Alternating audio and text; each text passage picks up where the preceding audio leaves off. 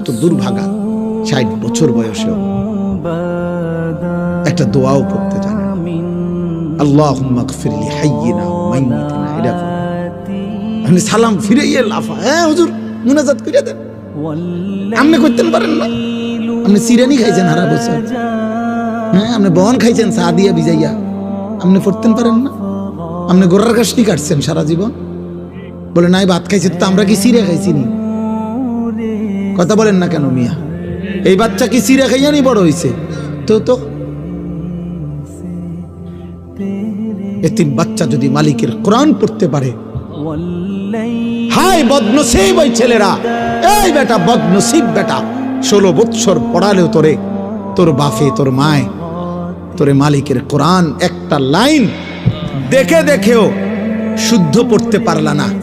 আহা অভিভাবক, আপনারাও ধোকা খাইলেন। জিফুত তোমরাও ধোকা খাইলে, ধোকা দিছে ধোকা।